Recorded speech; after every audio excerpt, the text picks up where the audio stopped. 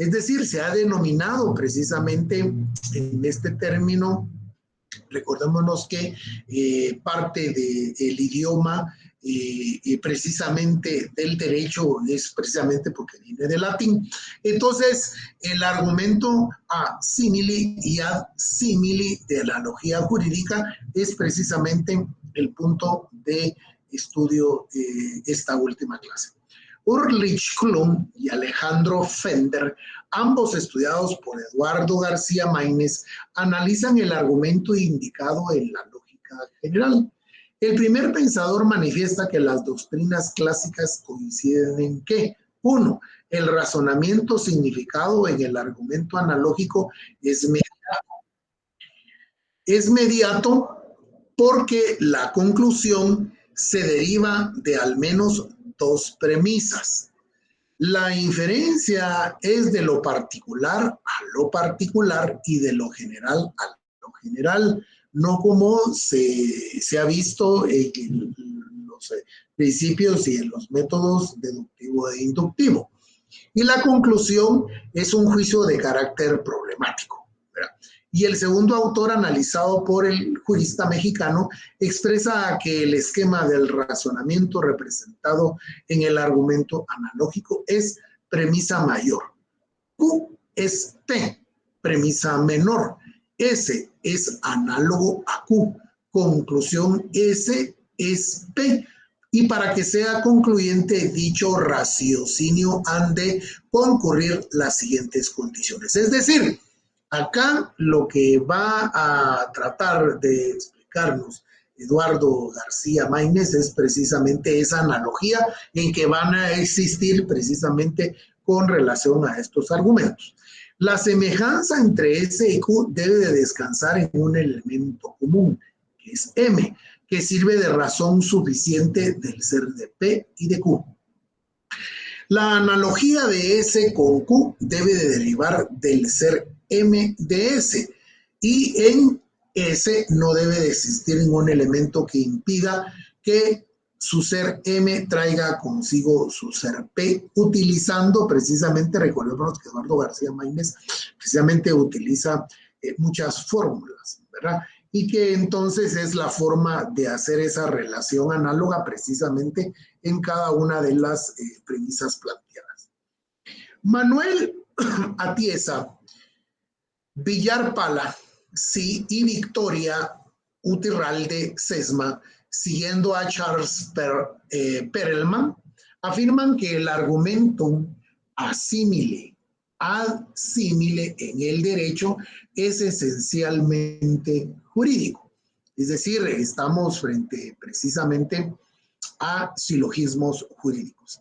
Es decir, extralógico porque está presente un elemento axiológico y valorativo que no se puede reducir a un sistema estrictamente lógico, sino es eminentemente jurídico.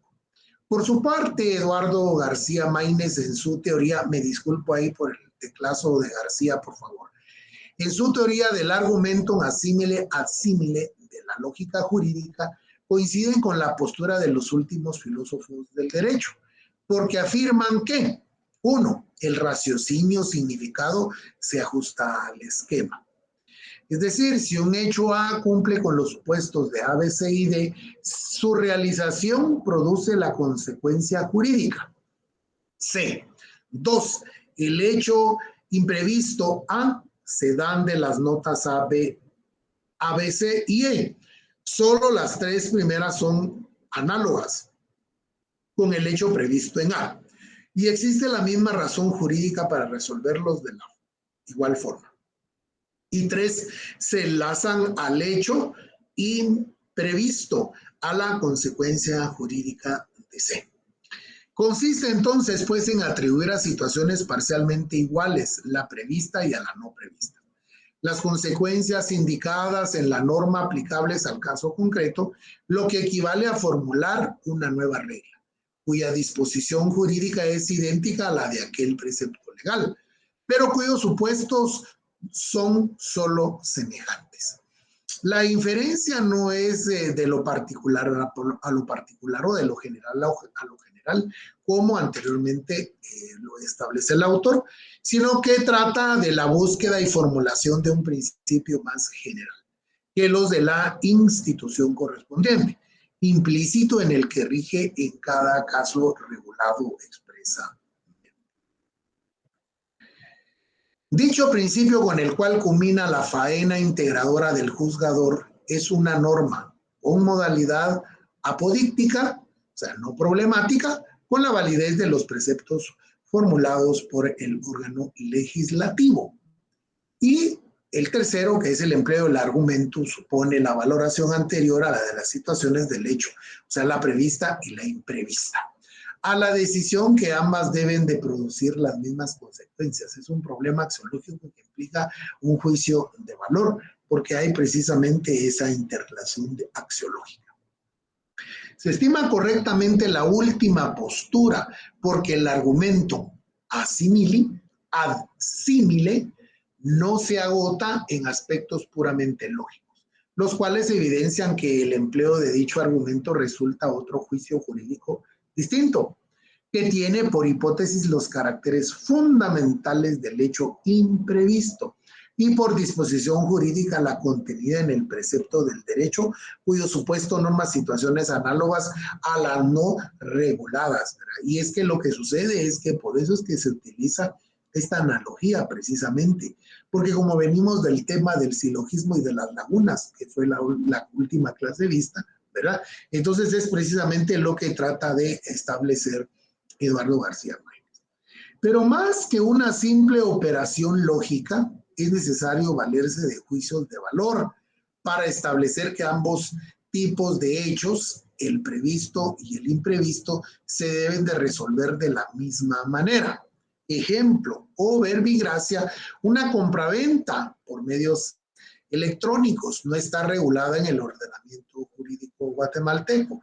Solo existe un proyecto de ley de comercio electrónico o firma digital. Eso era anteriormente estipulado o establecido, puesto de que hoy, por ejemplo, está bastante avanzado el sistema en el caso de las compraventas de vehículos, que más bien suele llamarse traspaso, ¿verdad? Pero realmente es una compraventa. Pero inclusive antes de que existiera el famoso endoso, que todavía existen de títulos antiguos o viejitos de papel emitidos por SAT antes del 2018, porque después del 2018 la Superintendencia de Administración Tributaria ha ido actualizando precisamente todo este apartado. Y entonces hoy por hoy todos los vehículos, ¿verdad? Pueden hacerse compraventa y traspaso de forma electrónica. Habiendo, por supuesto, realmente excesos, ¿verdad, compañeros?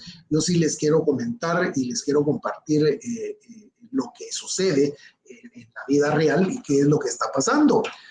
Bueno, lo que está pasando es que, como dice el dicho, que echa la ley, echa la trampa, en el sentido de que la Superintendencia de Administración Tributaria, en su carácter de entidad descentralizada, ¿verdad? Y que su máxima autoridad es un directorio, y teniendo como después la autoridad inmediata al superintendente de administración tributaria, y hay intendentes posteriormente de cada una de las materias que comprende precisamente la administración tributaria. Entonces, en ese carácter y en base a su ley orgánica, le establecieron atribuciones como las que precisamente es regular todo lo relativo a su materia, ¿verdad? Y entonces por esa razón es de que ellos viven emitiendo normativas específicas en la materia, y por eso es de que actualizaron el traspaso o compraventa de vehículos electrónicos. Pero ¿qué es lo que sucede y qué es lo que la citada norma establece? Por ejemplo, que los notarios tenemos fe pública y como consecuencia estamos inscritos ante la administración tributaria. Eso quiere decir o significa que entonces uno tiene el derecho, ¿verdad? Si así lo desea uno, de poder aperturar una agencia virtual que se le llama, ¿verdad? esta agencia virtual, uno se va a enlazar al sistema de la SAT y entonces electrónicamente uno va a hacer este tipo de operaciones o de traspasos. Uno debe tener una cámara especial y debe tener un lector de huella que se van a registrar precisamente ante SAT. O sea, hay que hacer todo un trámite administrativo para poder habilitar esa agencia virtual. Pero ¿qué es lo que ha estado pasando? Muchos notarios lamentablemente no cumplen con la unidad del acto administrativo, es decir, debe de estar comprador y vendedor frente a el notario porque es la unidad del acto, ¿verdad? Pero resulta ser de que muchos notarios llega solo el comprador y no se hace presente el vendedor. Ya tiene tácitamente el sí del vendedor, que era lo que pasaba, por ejemplo, con los títulos viejitos, donde solo aparecía la firma del vendedor. Mucha gente, ¿verdad? Vendía sus vehículos, daban el título, le daban el dinero y entonces firmaba el endoso. Entonces los notarios llenaban el endoso en la parte de atrás, ya bien sea en computadora debidamente justificados los márgenes o con máquina mecánica, y entonces se hacía un acta de legalización de firmas dentro del documento, se le consignaban o se le estampaban los timbres de ley, ¿verdad? 10 notarial y 5 fiscal, pero no estaba el vendedor. Entonces vemos pues como un aspecto puramente, digámoslo, puramente cultural, ¿verdad? Ustedes es trasladado al sistema, precisamente al sistema digital. Y entonces, ¿qué es lo que establece el reglamento de traspasos electrónicos? Que no solo el vendedor y el comprador tiene que estar. Y entonces, al estar solo el comprador, pues el notario para haciendo la huella, poniendo la huella dactilar, porque por eso se tiene que poner la huella dactilar, se tiene que tomar fotografías. O sea, es decir, SAT tiene conocimiento de eso. Y de esa cuenta que el año pasado, por ejemplo, salieron más de 250,000 títulos clonados, ¿verdad? O sea, es realmente alarmante y hay varios notarios que ya están siendo investigados y procesados por parte de la Superintendencia de Administración Tributaria. Y esto es recomendación para ustedes, ¿verdad? De esa cuenta es que yo no he aperturado la agencia virtual, toda vez de que es muy recurrente que a las oficinas llegue solo la gente con la constancia del título electrónico, con fotocopia del vendedor, y entonces, mire, quiero hacer este traspaso, y muchos notarios lo están haciendo, ¿verdad? En el mercado está oscilando más o menos entre 1,300 a 1,500 ese tipo de operaciones. Imagínense que se puedan hacer en el día 1, 2 o 3, ¿verdad? Y más o menos se va en gastos administrativos, pago de aranceles y demás, ¿verdad? Alrededor como 600, 700 quetzales. Lo demás queda de ganancia para el notario, pero entonces vemos cómo se ha convertido en una mala práctica, pero es propiciada precisamente también por los usuarios. Sale precisamente con esta parte del aspecto de la compraventa electrónico. Ahora, es la única compraventa que se puede hacer hasta el momento electrónicamente. Vi ahí que alguien levantó la mano, o no sé si solo se le marcó su micro, levantar la mano, ¿no? Bueno, ya saben que en cualquier momento ustedes pueden interrumpirme, compañeros. Empero, si está regulada la compraventa como contrato mercantil en el Código de Comercio, cuyas disposiciones se integran con las de la compraventa del Código Civil, por revisión expresa contenida en el artículo 694 del Código de Comercio. Y aquí es donde entonces vemos ya la integración de las normas, ¿verdad? Esto va a regir precisamente y debe de cumplirse precisamente con este otro principio del Código Civil. Por tanto, en el uso del argumento asimile, ad simile, se formula un nuevo juicio jurídico que tiene por hipótesis la situación imprevista, la compraventa por medios electrónicos, y por disposición jurídica la contenida en el precepto del derecho que regula la compraventa en el Código de Comercio. Y según el caso, también por la comprendida en una norma del Código Civil, porque son negocios jurídicos semejantes. Todos son compraventa, razón por la cual se han de resolver de la misma manera, indistintamente por medio el empleado, ¿verdad? Pero es como yo les comento, ¿verdad? Está autorizada esta compraventa electrónica, ¿verdad? Inclusive la firma del notario es también, todo va a ser electrónico, ¿verdad? Todo está siendo electrónico y yo sí considero que SAT hizo un gran esfuerzo y un gran avance al haber implementado esto y recurrentemente inclusive le mandan a uno al correo y también SAT lo vive publicitando y cumplir con la unidad del acto precisamente con estas, digámoslo, desmedidas que son las que están sucediendo en precisamente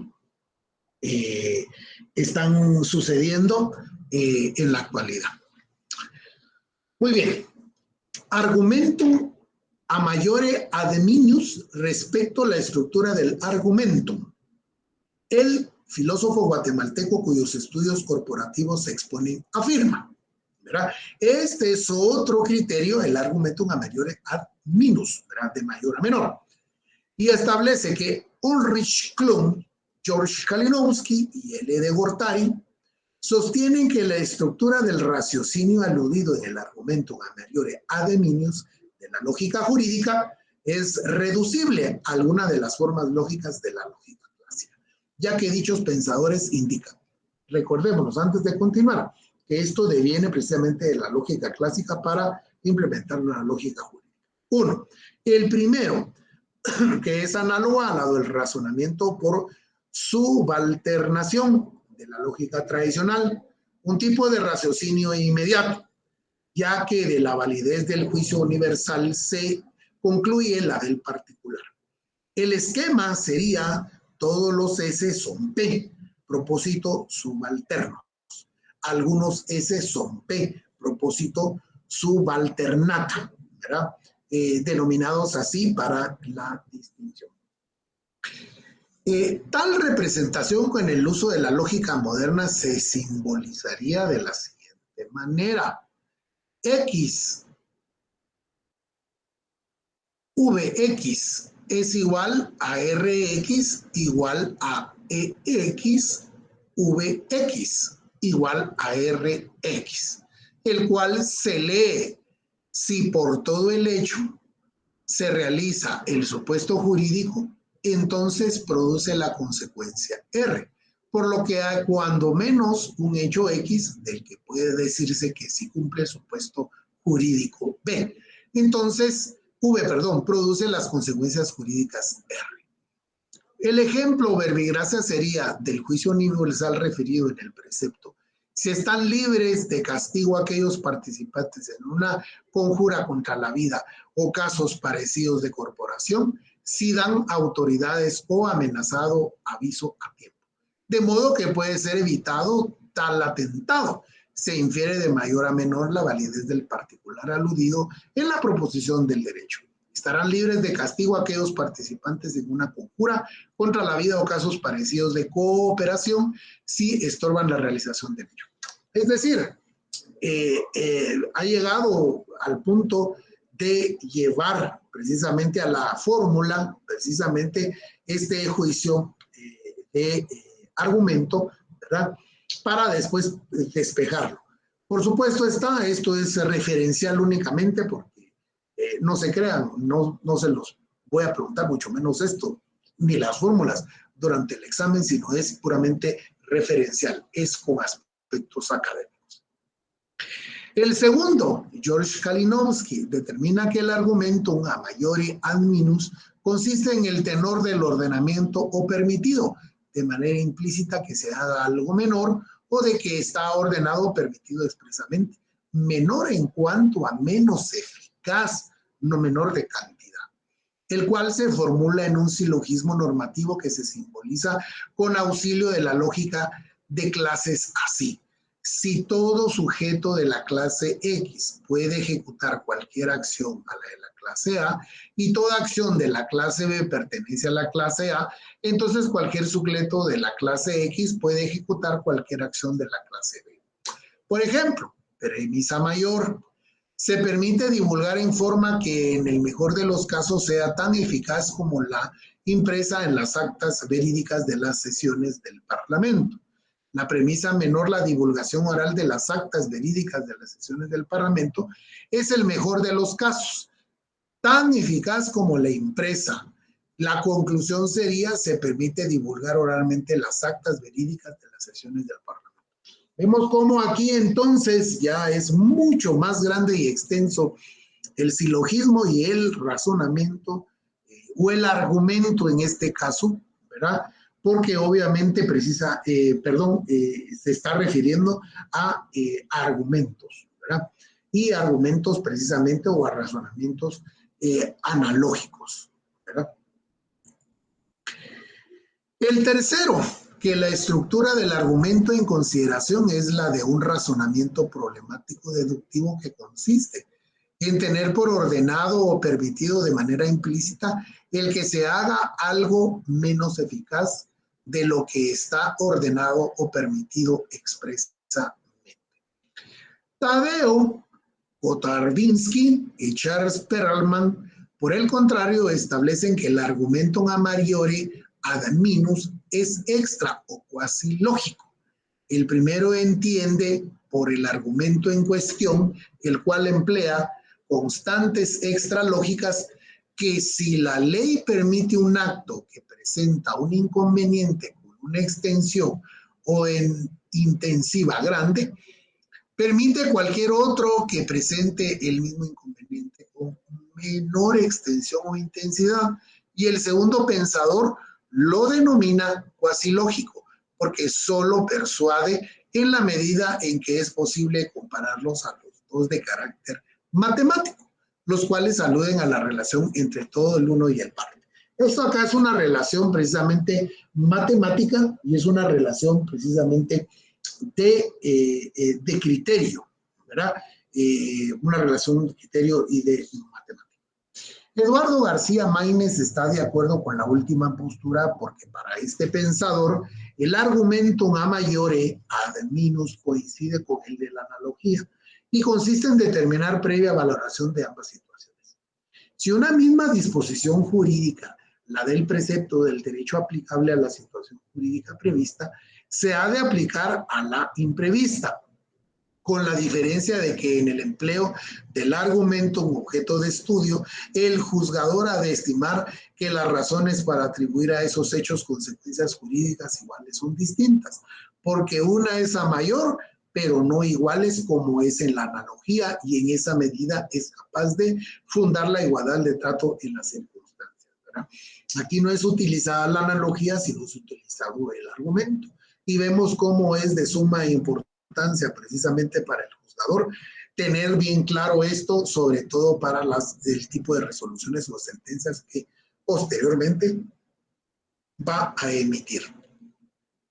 Se consideran válidas las tesis de Tadeo Kotarbinsky, Charles Perelman y Eduardo García Maínez, porque es un argumento que se funda en juicios de valor para determinar si la situación imprevista se ha de resolver como la prevista por el legislador. Recordémonos que venimos del tema también de las lagunas. Eso da un antecedente y contexto de la analogía y del argumento precisamente para resolver situaciones. Es importante señalar que en el tipo de conflictos aludidos en el ejemplo de Ulrich-Klung de carácter penal, de la materia penal, si la acción u omisión de conocimiento del juzgador no está calificada como delito o falta por una ley anterior o su realización, dicho funcionario público no puede emplear ningún argumento por analogía para crear figuras delictivas o aplicar penas con fundamento en los juicios jurídicos referidos en los artículos 17 de la Constitución y el 1 y 7 ambos del Código Penal. Eso definitivamente está totalmente prohibido en nuestro sistema, ¿verdad? Toda vez de que él está prohibido a los juzgadores crear delitos por analogía, ¿verdad? Entonces esto contra precisamente con el pensamiento de estos. ¿verdad? Entonces, es importante tenerlo siempre bien claro, yo lo remarcaría ahí, precisamente porque lo podríamos preguntar eventualmente para el examen, ¿verdad? Como falso y verdadero, por ejemplo. Ahora, el argumentum a minore ad maius de José Fernando Velázquez Carrera, ¿verdad? El otro era la otra clasificación, el argumentum a maiore ad minus, ¿verdad? Y ahora pues nos corresponde el maiore ad minus, que es al revés de mayor a menor, ¿verdad? Ulrich Klug, George Kalinowski y Elide Cortari determinan que la estructura del razonamiento representado en el argumentum a maiore ad minus es análoga a alguna de las formas lógicas de la lógica general. Es decir, son comparables, ¿verdad? Funcionan y operan, pero de la lógica clásica. Ya que dichos juristas señalan, el primero, que es análoga a la del razonamiento de subalteración de la lógica tradicional, es un tipo de raciocinio inmediato, porque de la invalidez del juicio particular se concluye lo universal, utilizando precisamente la inducción. El esquema, que es, si es falso que algunos S son P, propositio subalternata, entonces es falso que todos los S son P, propositio subalternas. Tal representación con el uso de la lógica moderna se simbolizaría así, ¿verdad? Y es que es la forma de hacer la distinción precisamente de la fórmula precisamente de este tipo de pensamiento, ¿verdad? O argumento jurídico. Y entonces tendríamos la otra fórmula como tuvimos la anterior. Vx es igual a 7Rx, pero no Cristiano Ronaldo, ¿va usted? Igual a 7x, Vx igual a 7Rx, el cual se lee, si es falso que haya al menos, disculpa ahí por los malos teclazos, un hecho X tal que, si cumple el supuesto jurídico V, genera la consecuencia jurídica R. Entonces también es falso que para todo hecho X, si cumple el supuesto jurídico V, produce las consecuencias jurídicas R, ejemplo o verbigracia del juicio particular referido en la proposición. Si es falso que algunos principios de derecho positivo sean independientes de los del derecho natural, se infiere el universal aludido con el enunciado. Es falso que todos los principios del derecho positivo sean independientes de los del natural.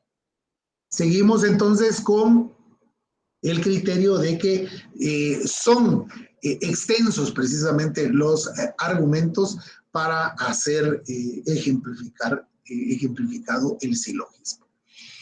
Este ejemplo presenta, como válidamente argumenta Eduardo García Maínez, ninguna relación con la fórmula que empleó Ulrich Klug, porque se refiere a relaciones entre principios de derecho positivo y de derecho natural, y no a proposiciones sobre hechos jurídicos y consecuencias del derecho, ¿verdad?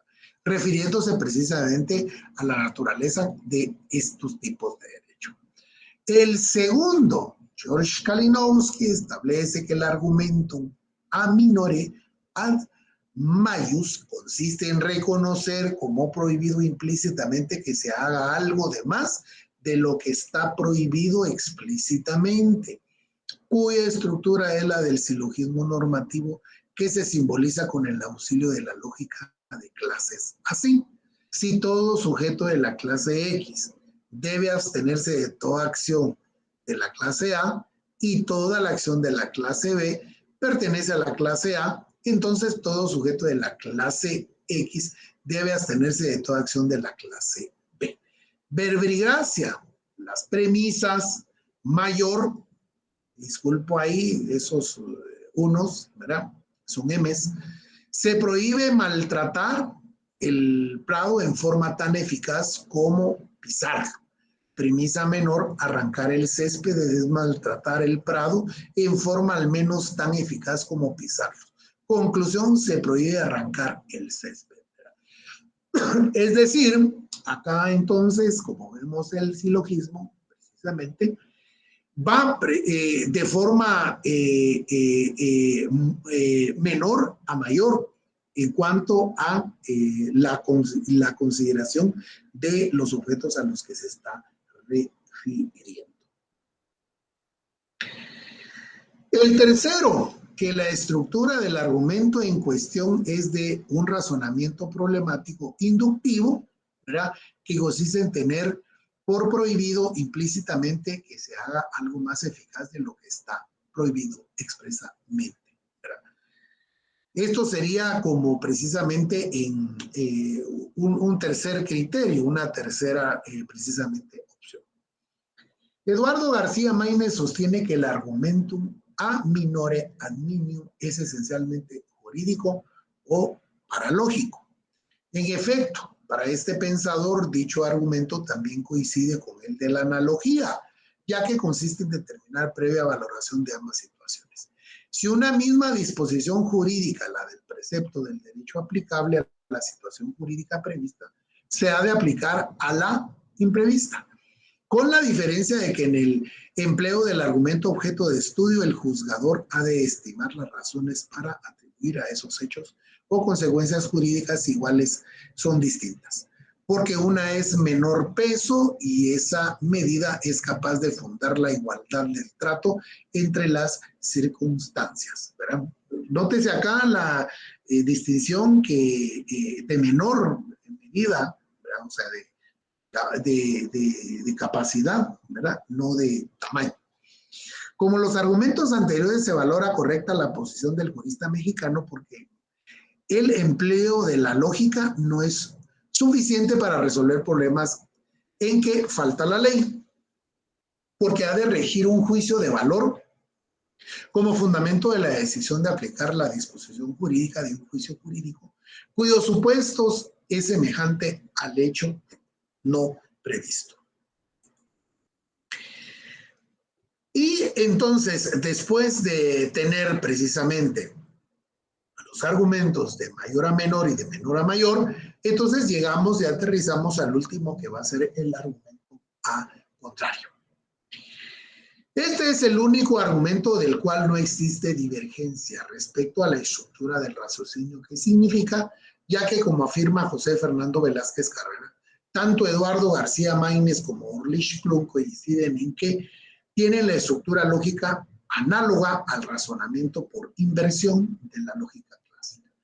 Si todo S es P, entonces ningún S es P. Ulrich Klum, también estudiado por el jurista mexicano Sestao, sostiene que por regla general se ha considerado que el argumento a contrario tiene la siguiente forma. Premisa: si un hecho cumple los supuestos jurídicos 6 y 2 y 5, entonces producen las consecuencias jurídicas R1, R2. La conclusión sería un hecho que no cumple los supuestos jurídicos. El 1 y el 2, entonces no genera las consecuencias jurídicas R1, R2 para la correcta aplicación del argumento en consideración. Es importante analizar la índole de la relación entre la hipótesis y la disposición jurídica, ya que puede ser del carácter necesario, suficiente o necesario o suficiente. El ejemplo sería el juicio jurídico aludido en el artículo 1645 del Código de Civil. Determina que toda persona que cause daño o perjuicio a otra, sea intencionalmente, sea por descuido o imprudencia, está obligada a repararlo, salvo que demuestre que el daño o perjuicio se produjo por culpa o negligencia inexcusable de la ley, ¿verdad? Es decir, ¿cómo vemos este tipo de raciocinio? Está precisamente ejemplificado en la legislación. Y dicho de otra manera, es precisamente como que explicar la lógica jurídica a través de silogismos, ¿verdad? Cómo, o llevarlo a la práctica en la legislación. Por eso es muy interesante este autor, porque precisamente cumple precisamente con esta forma de ilustrar muy bien los ejemplos. En el caso de que un sujeto determinado conduzca su vehículo a excesiva velocidad y colisiona con otro individuo que maneja prudentemente, está obligado a pagarle los daños y perjuicios que le haya ocasionado a este. La descripción hipotética relacionada realiza uno de los supuestos jurídicos de la proposición del derecho citado, por lo que es condición suficiente para que las consecuencias del derecho se atribuyan al conductor imprudente. Empero, la obligación de pagar los daños y perjuicios se puede reproducir por tipo de hechos. Por ejemplo, en el que intencionalmente estropea un ordenamiento, está obligado a reparar el dueño a dicho bien, ¿verdad? Y este ejemplo, ¿verdad? Cuando yo lo estaba leyendo, me recordé lo que suelen decir muchas aseguradoras, ¿verdad? El que pega atrás paga, ¿verdad? Pero no necesariamente tiene que ser así, ¿verdad? Porque a mí me sucedió una vez, estando ahí en la calzada Roosevelt, precisamente ahí por Autorepuestos Chapines, ahí lo que es Escala, ¿verdad? Había pues tránsito denso, ya era algo de noche, y entonces había una camioneta que estaba parada, pues, ¿verdad? Yo estaba detrás de la camioneta con una distancia considerable. Yo soy bien prudente. A mí los accidentes que me han sucedido, porque me los han sucedido, no es porque yo los he provocado, sino me los han provocado, ¿verdad? Entonces el piloto, ¿verdad?, de esta camioneta empezó a retroceder y yo empecé a bocinar todo lo que pude. Solo faltó que me hubiera bajado del carro para decirle que se detuviera, pero obviamente debe de mediar, dice, ¿verdad?, el reglamento de tránsito, que debe de mediar 3 metros de distancia entre vehículo y vehículo, ¿verdad? No habían 3 metros. Si mucho, tal vez había 1,5 metros, ¿verdad? Sin embargo, retrocedió, no se dio cuenta, yo bociné todo lo que pude y entonces me dio en la parte delantera de mi carro, ¿verdad? Como consecuencia, pues entonces me chocó lo que es la persiana del carro. Gracias a Dios, solo eso fue lo que se llevó. Pero hasta que topó, entonces el señor se dio cuenta, el piloto, ¿verdad? Nos tuvimos que orillar y bueno, ya platicar, llegó el seguro del señor, gracias a Dios se hizo cargo de todos los daños y yo llevé mi vehículo a uno de los talleres de la aseguradora de él, pero vamos al hecho también de que eso lleva como consecuencia tiempo y demás y todo. Y pues yo no reclamé esos daños y perjuicios, porque a mí lo que me interesaba era que me repararan y me pusieran la persiana de nuevo otra vez del bumper, ¿verdad? Pero es precisamente otra de las ejemplificaciones. Y miren, suele suceder en la vida real, precisamente la situación, ¿no? Al respecto, Eduardo García Maínez afirma que se puede emplear el argumento a contrario, sí, de modo expreso o tácito, una norma limita la aplicabilidad de su disposición solamente a determinada clase de personas. De ella puede referirse, interpretándola a contrario, la existencia de otra cuya disposición se opone contradictoriamente a la primera y cuyo ámbito personal de validez está formado por los comprendidos en otro precepto. En un ejemplo sería el juicio jurídico referido en el artículo 28 de la Constitución Política de la República de Guatemala, que establece: los habitantes de la República de Guatemala tienen derecho a dirigir individual o colectivamente peticiones a la autoridad. Se infiere, interpretándola a contrario, el juicio jurídico expresado en el siguiente precepto de derecho: los no habitantes de la República de Guatemala no tienen derecho a dirigir individual o colectivamente peticiones a la autoridad. Eso sería entonces el argumento a contrario, porque no son guatemaltecos, no tienen derecho a solicitarlo, ¿verdad? Por eso los no habitantes, ¿verdad? Y es la forma mejor ejemplificada de poder resumir precisamente este argumento. El filósofo de derecho ha indicado con fundamento en la regulación de la conducta jurídica prohibida o permitida, y si está permitida o es obligatoria o no obligatoria, formula los siguientes principios por aplicación del argumento a contrario. Uno, si en determinadas circunstancias una norma jurídica permite cierta conducta solamente a un grupo de personas, implica que en las mismas circunstancias esa conducta se prohíbe a todas las demás. El ejemplo verbigrace sería en el caso del juicio jurídico expresado en el artículo 28 de la Constitución Política de la República, que permite a los habitantes de la República de Guatemala dirigir peticiones en forma individual o colectiva a la autoridad. Implica que tal ejercicio está prohibido a los no habitantes de la República de Guatemala. 2.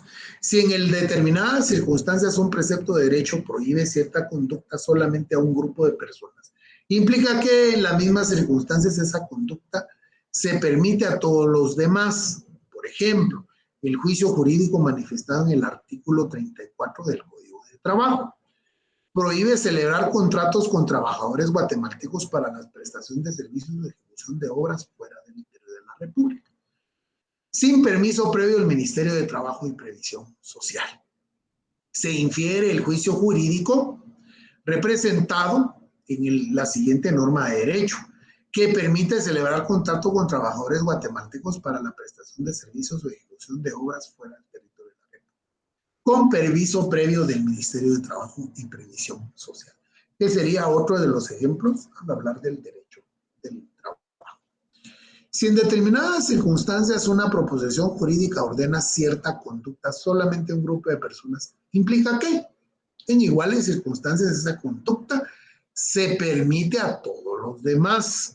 El ejemplo verbigrace sería del juicio jurídico simbolizado en el artículo 63, literal B, del cuerpo legal citado del Código de Trabajo, el cual es el ejemplo anterior que determina como obligación del trabajador ejecutar el trabajo con la eficiencia, cuidado y esmero apropiado. Se infiere en el juicio jurídico aludido en la siguiente regla. Los no trabajadores no están obligados a ejecutar el trabajo con eficiencia, cuidado y esmero apropiado.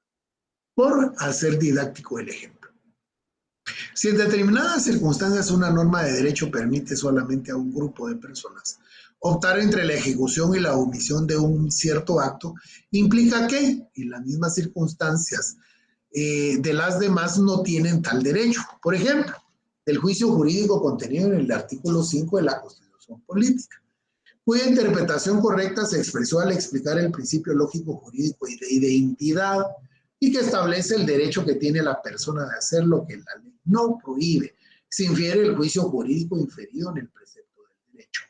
Los funcionarios públicos no tienen el derecho de hacer lo que la ley no prohíbe. ¿Cómo ejemplificar precisamente un principio constitucional? Claramente en este último argumento, el aspecto lógico predomina en su formulación por los ámbitos de validez que integran los juicios jurídicos, básicamente en los ámbitos personal y material, para lo cual las estimaciones de carácter axiológico pierden la función primordial que desempeñan en los tres argumentos anteriores. Argumentum ad simile, ad civile, argumentum a miriore ad minus y argumentum a minore ad minimus. En el desarrollo de la esencia de la lógica jurídica, así como el de los argumentos, por analogía, en particular el argumento a simile y el argumento a meliore ad minius, se estudió a Charles Perelman, que formula el tipo de argumentación jurídica que se funda en la retórica, la cual es totalmente opuesta al tipo de raciocinio estudiado en este campo. No obstante lo anterior, se expondrá la idea fundamental de la teoría de dicho pensador y la de algunos juristas que apoyan la corriente iniciada por aquel con fundamento en las siguientes razones: por la importancia, por los alcances de estudio de la actualidad, por los puntos de convergencia con la lógica jurídica formal, objeto de estudio en esta monografía. Esto es un resumen porque inclusive hay otros tipos de razonamientos, ¿verdad? Enunciados y debidamente clasificados por parte del autor, ¿verdad? Pero en esta ocasión yo solo utilicé lo básico y sobre todo lo que establece el programa de curso. Esto a manera de última clase, ¿verdad? Y con esto, pues entonces estaríamos concluyendo el el contenido lo hemos abarcado precisamente al 100%, y la sexta unidad pues fue vista por todos ustedes, los cuales les he advertido y adelantado que posiblemente se pueda hacer una o dos preguntas en el examen final precisamente de la unidad 6. Unidad 6 que pues la mayoría logró entregar a tiempo, y pues algunos compañeros lamentablemente no lo pudieron hacer, y lamentando también que la última clase de 220 estudiantes asignados a esta sección solo estén 65 estudiantes. Bueno, entraríamos a la fase de preguntas y respuestas si es que las hay, ¿verdad? Si no, pues ahí tienen las diapositivas. Me disculpo por los malos teclazos, un poco apresurado y a la carrera, precisamente para culminar el material. Gracias, Alessandro. Yo quiero agradecerles a cada uno de ustedes la oportunidad que me brindaron para poder, el privilegio también, ¿verdad?, de poder ser su profesor de lógica jurídica en este semestre, ¿verdad? No soy un filósofo del derecho, todavía no existe en Guatemala esa carrera, ¿verdad? Las dos eminencias o referentes grandes de nuestra facultad, como fue el doctor Héctor Akeche Juárez y el doctor Luis César López Perman, ellos se hicieron a sí mismos, ¿verdad? Y ha sido pues también parte de la biografía que se utilizó para el desarrollo del curso, ¿verdad? Yo quiero agradecerles muchísimo que me hayan permitido compartir con ustedes. Realmente fue una grata experiencia. Agradezco muchísimo las reacciones que todos están precisamente están comentando, ¿verdad? Porque realmente pues es como, digámoslo, ustedes lo expresan y lo sienten, ¿verdad? Vamos a tener nuestro examen entonces el día jueves a las 7 de la noche. Con eso estaríamos concluyendo el semestre, y yo me apresuraré todo lo que pueda para publicarles sus notas, ¿verdad?, para que ustedes ya tengan ahí su promedio final. Agradezco entonces nuevamente, y dejaría estos últimos minutos previo a culminar la hora acostumbrada cuando estuvimos cumpliendo las clases. Si alguien quiere tomar la palabra, expresar, manifestar algo, preguntas, dudas, comentarios. Y si no, pues nos quedaríamos ahí con sus diferentes reacciones. Gracias ahí por todas las reacciones propias de ustedes, los mensajes también. Sí, Byron, adelante, por favor.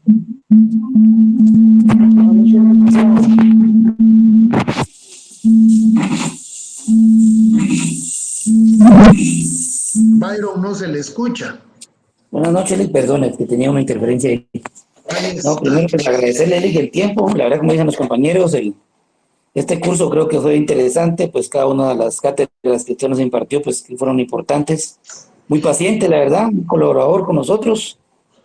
No fue de aquello que está luchando con entrar, siempre estuvo atento ahí que todos estuviéramos, y la verdad que eso se valora, ¿verdad? Y esperemos pues que más adelante, pues ya en la tercera de la carrera podamos encontrarnos nuevamente y conocernos en persona, ¿verdad? Que esta modalidad lo que nos limita es a personalizar y a conocernos cómo somos cada uno, ¿verdad?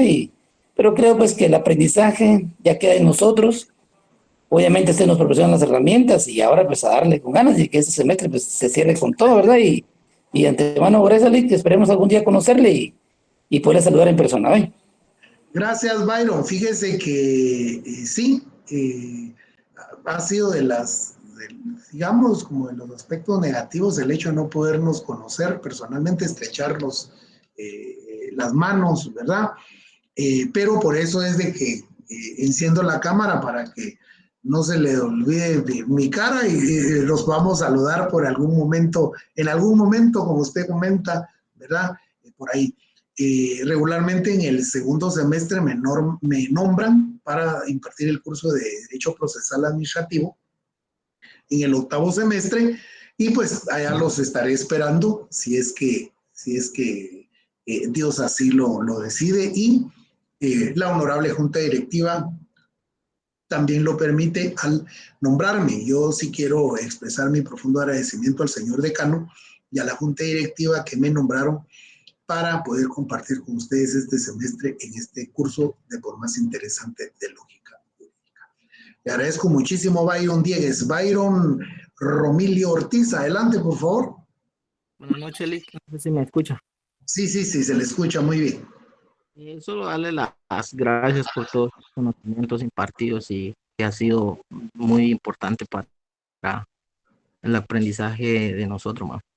Y pues es algo especial, va, porque por circunstancias de la vida me tocó repetir el curso de lógica y pues con este curso estoy cerrando y pues gracias por todo, Lick.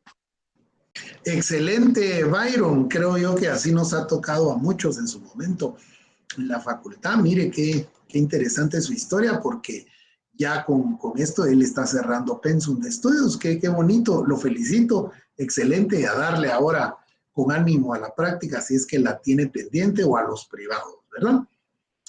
Sí, Ahí dele con gana todo lo que pueda, ¿verdad? Bueno, entonces no sé si hay alguien también que quiera tomar la palabra. Sí. Buenas noches nuevamente. A Marco, adelante, por favor. Sí, nuevamente agradeciéndole, la verdad, el acceso en todas las circunstancias, las diapositivas que fueron muy importantes en el aprendizaje, la verdad, nos facilitaba mucho el estudio y poder comprender y también hacer los exámenes muy bien. Le agradezco muchísimo, de verdad, profundamente gracias. Un gusto conocerlo, y también, como decía Byron, pues algún día esperamos estrechar las manos, ¿verdad? Y verlo tocar marimba, Lick. Que Dios lo bendiga siempre. Gracias, igualmente, Marco. Vean, alguien por ahí, creo que fue el día viernes, puso en uno de los mensajes que no se le daba lo de falso verdadero, ¿verdad? Es que es también, tiene que tener un grado de dificultad, ¿no? Tiene que tener un grado de dificultad el examen, ¿verdad? Porque no solo las clases, las diapositivas es el resumen, es el contenido, como dice Marco, ¿verdad? Es prácticamente es el pacto entre ustedes y yo, pues, ¿verdad? Entonces, un grado de complejidad tiene que haber. Y si hemos leído, hemos estudiado, hemos resumido, hemos subrayado, pues se nos va a facilitar. Pero de primas a primera, yo les he dicho, ¿verdad? Es 2 minutos prácticamente por pregunta, ¿verdad? Pero de eso se trata, ¿verdad? Qué bueno para los que, pues, pudieron estar. Sigo lamentando, 75 estudiantes apenas de 220, pero bueno, así es, ¿verdad? El sistema en nuestra universidad pública. Nuevamente, quiero agradecer otra vez profundamente esa oportunidad. Muchas gracias por todos los mensajes y las reacciones que han expresado. Con esto concluimos entonces este excelente semestre para mí, de haber compartido con ustedes el curso de lógica jurídica, un poquito de lo que hemos bregado en estos ya casi 14 años. El 31 de mayo estoy cumpliendo 14 años de graduado de nuestra querida facultad, y este es mi 8º año frente a la cátedra, y haber compartir con varias ya generaciones. Ya hay varios exalumnos que hoy día pues ya son colegas, ¿verdad?